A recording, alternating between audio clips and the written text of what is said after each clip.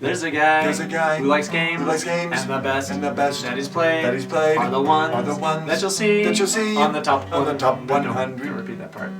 Top 100 games. Good.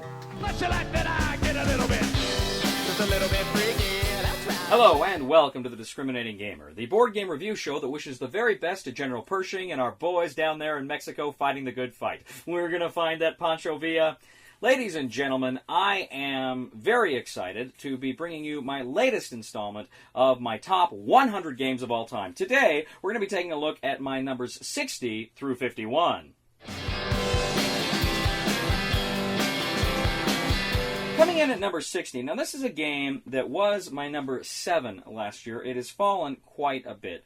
It's fallen quite a bit because I'm playing another game that's very similar to it a lot more, and I just kind of couldn't. This is a collectible game. I just kind of couldn't keep up with it and some of the other games I wanted to do.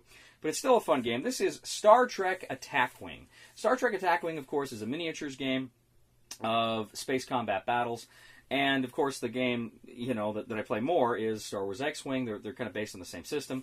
And, Attack Wing is good. I really like it. I think thematically it does a lot of real fun and interesting things. But Jared Whitley on Board Game Breakfast recently commented that the game just lends itself better to kind of tactical dogfights than large starship battles. The, Fantasy Flight Games already made a large capital ship battle game, Armada, and those mechanics were kind of better suited to Star Trek.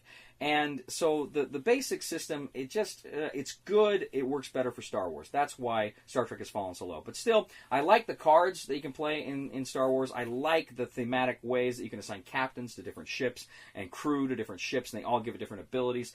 To me, this game, all these kinds of miniatures games, but this one in particular just feels like the way you're playing the cards really creates something special here. And the combinations of stuff you can create, half the fun is creating these squads of ships and characters and abilities and then unleashing them and then seeing what they can do. That's, to me, is a big part of this game.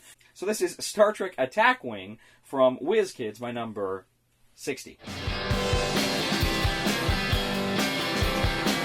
Number 59 is new to the list this year. This is a game I just played a few months back. I think it was maybe last November or something like that. So nearly a year ago, come to think of it. Maybe not quite that long ago. Maybe it was earlier this year. I don't know. Anyway, this game is Clash of Cultures. Clash of Cultures from Z-Man Games is a great civilization building game. So I have 2 to 4 players, and of course you've got these tiles that are like on a fog side, and as you move into them, you can explore and open them up, and it's really cool. You've got different tech trees, you've got different kind of social trees, different ways you can evolve your society, and then there's different missions that come up. There's natural disasters, there's barbarians. It really reminds you of the Sid Meier Civilization game. I've not played that board game, but this very much feels like it. Now, I have not played this with the expansion, but I've heard the expansion really adds a lot to Clash of Cultures. I want to pick that up at some point and play because I've heard nothing but good things about it. But Clash of Cultures, if you want the epic civilization building feel, this is about as good as they get. I really enjoy it, and it plays 2 to 4 hours. So I know Kevin, his favorite game is Advanced Civilization, which he says takes like 8-9 hours. So you're not investing that much into it. But still, this is a really good, solid game. I really like Clash of Cultures. So once again, that is my number 59.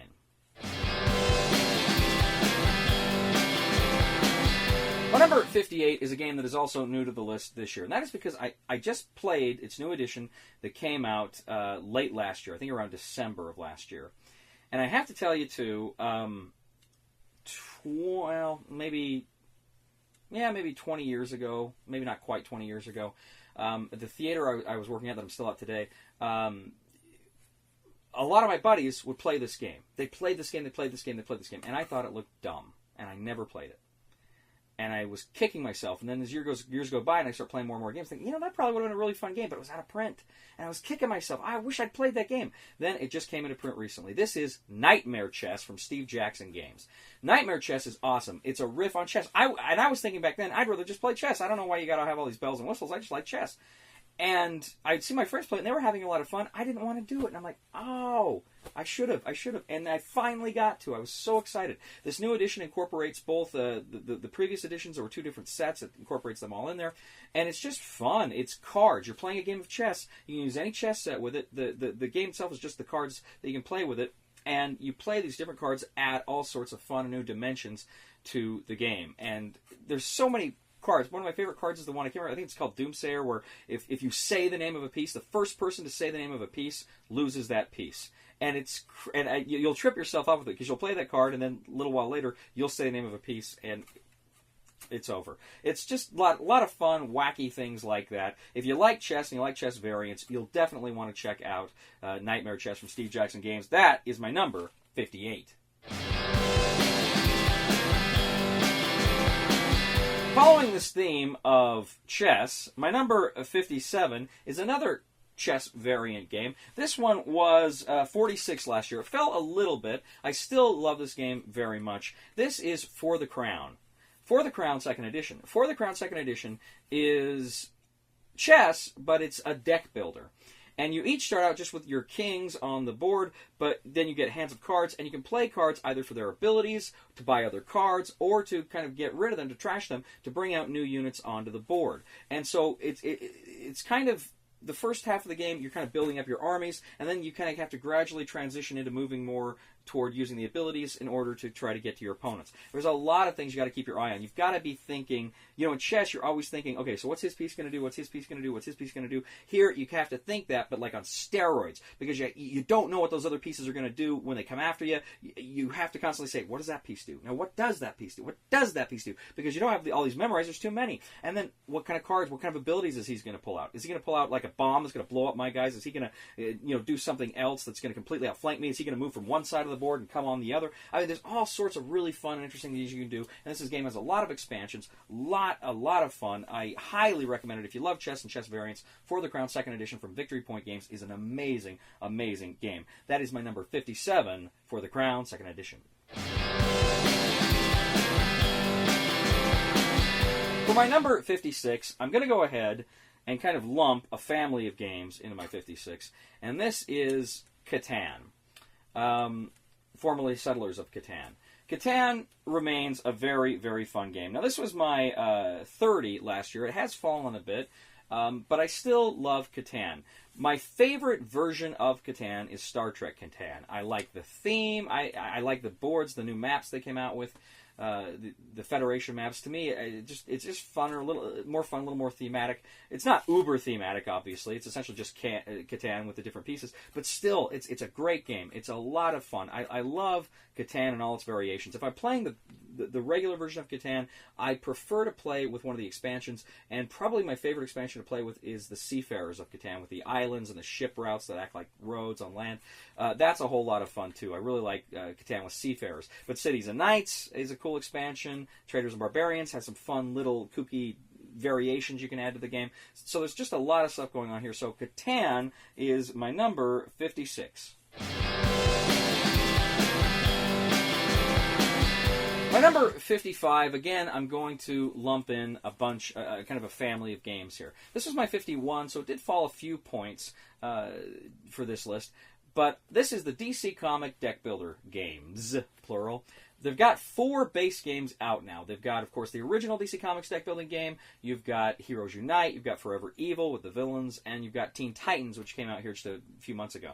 And you also have crossover packs where you can mix in different heroes and different villains and some different cards. And so there's a lot of variation you can play with this game. And they're all interchangeable. They're all compatible. You can even do this. You can either make it compatible with other games in the Cerberus engine. I talked about the Lord of the Rings deck builder a while back. You can do it with that. So it's compatible here. Now, the big argument is it's not terribly thematic because you're going after each other, you're attacking each other, you're using villain cards. Yeah, it's not the most thematic game in the world, but it's still a lot of fun. It's just great, and what I love about the DC Comic deck building games is the fact that it's so portable. This is a game you can pick up, you can take with you anywhere. You can go to the restaurant, play this. I played this with my buddies in restaurants. I've played it just, backstage during plays. I played it anywhere. Not a lot of setup, not a lot of takedown. If you like deck builders, you like smart deck builders.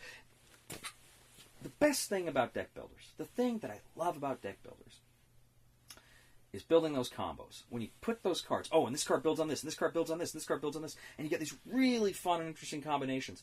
And this game does it brilliantly. There are some really fun combinations you can come up with in all of the sets here. The original is still probably my favorite of the 4 base games, but they all bring something new and interesting there. So the DC Comics deck building games, that is my number 55 from Cryptozoic Entertainment.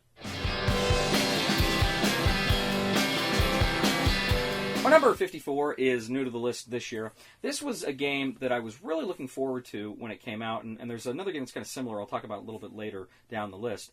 But I love the theme of an epic alien invasion of the Earth and governments having to come together to stave off this invasion. I am, of course, talking about Level 7 Invasion. Level 7 Invasion continues the story of the other Level 7 games. I'd never played the first one, Escape, but I loved Omega Protocol, and this one is not a dungeon crawl like that one was. This one is this big, kind of almost like Risk board, but you each have these player boards with all these dials, keeping track of all these stats. You can negotiate, you can help each other. It's semi-cooperative. It kind of works better if you play it almost just a straight cooperative, but you can't screw over other players.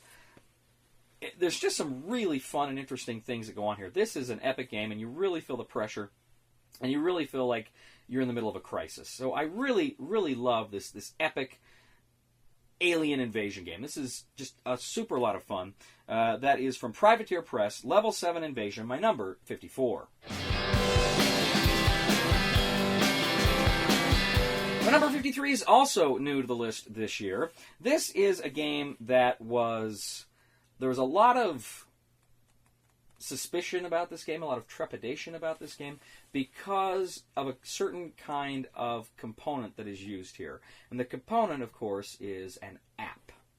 This game is kind of a light miniature skirmish game called Golem Arcana. Golem Arcana is very, very fun. And the naysayers were wrong. The app does not take away from the board game experience. Now, you could argue that if you're just passing something back and forth, as I usually do, there is a little decline in player interaction to an extent, but it's still very much a tabletop game. It's still very much a game where you're invested on what's going on the board. It's really fun. You have a stylus, you tap the units, you tap the app, the smartphone or whatever, and you move them around, and then you can add in all sorts of spells and attacks. And really, fundamentally, what the app does here in this game is it stores information for you, and it lets you bring those out. Now, ideally, I think this game would probably work best. I've seen some people done it. I haven't done it. But if you could hook it up through an iPhone, through like an Apple TV, and watch it on a TV screen as you're playing it, that I think would probably be the best way to play it. I haven't done that. I don't know that I have the resources to do that. Most people, I think, probably don't. But I think that would be the ideal way to play. As it is, it's a very fun game. Cool miniatures. Very, very cool and interesting miniatures in this game. Different factions that are unique and interesting. I really like Golem Arcana. I think this is a super tactical skirmish game. This is from Harebrained Schemes, and it is my number 53. My number 52 is number 27 last year. Again, this is a game I've loved for years. I'm just not playing it as much. That's why it fell. This is Axis and Allies Europe. Axis and Allies Europe, of course, takes the familiar Axis and Allies World War II system, and it's pretty much just Europe and North Africa is the theater here. Very good game, very solid game, just fun. Germans and the Italians versus the Allies, the Russians, the French, I guess not the French, it takes place in 41, so it would be the British and the Russians and the Americans come in. But it's very interesting, it's very intense. Years ago, I actually made some kind of optional rules where you do die rolls and certain historical events would trigger, and that was always fun. We always had a lot of fun playing with that. So I really, really enjoyed World War II. I'm a historian. World War II is primarily my field. I wrote my thesis on Hitler and Stalin as military commanders, so I really enjoy World War II era games. And really, Axis and Allies, the original Axis and Allies, was kind of what got me into my love for history in the first place when I was about 12 years old. So I love Axis and Allies. I love all these variations, and Europe is a great variation. So it's Axis and Allies Europe. That's from Wizards of the Coast, Hasbro. That is my number 52. Finally, my number 51. This is a game that is new to the list this year. In fact, it just came out earlier this year. And this is a game that takes that hidden traitor mechanic, or rather the crisis mechanic, from Battlestar Galactica, but it makes a whole game out of just that mechanic, and it does it actually really well. It's based on a TV show. This is Homeland. Homeland from Gale Force 9. Now, I got to tell you, I had not seen the TV show prior to playing this game, and the game blew me away, so I started watching the TV show. You know what? It's a pretty good TV show. But the game is awesome. I really enjoyed it. There's different factions. You have, of course, the loyal CIA agents that just want to stop as many terror threats as possible. You have political opportunists that want some of the terror threats to succeed because that'll kind of give them some political credibility. And then you have, of course, a traitor, a terrorist, a mole that actually wants the terrorists to win. So nobody knows what everybody else's loyalty is. You don't know if you're trying to stop everything, you want just some of them to get through, or you're trying to win the game through these terrorist threats. And you're moving these threats up this board, and you're playing cards to try to solve all of them. And it's a lot of fun. It's intense. It's one of those games where you know people are trying to screw you, but you got to do the best you can. It's a hard game. It's a hard game to win if you are the loyal agents. It's a hard game to win if you're the political opportunists. Most of the games we played, the terrorist won.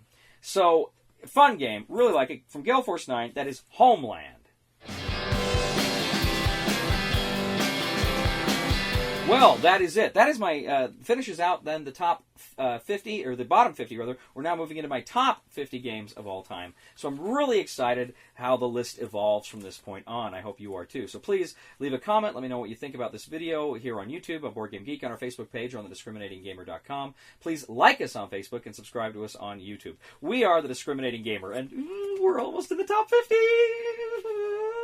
Please somebody help me on my feet again. And these games... Start repeating again. Start repeating again. And these games... Oh, I was looking at something. That's fine, just repeat. And these games, that you'll play are the best. So he says to be viewed on YouTube, YouTube are the top 20. Repeat that part. Sorry. Top 100 games. There's a guy who likes games, and the best that he's played are the ones that just say to be viewed on YouTube, and the games that he plays are the best that he says are the top 100 games. I thought it was around. It's supposed to be.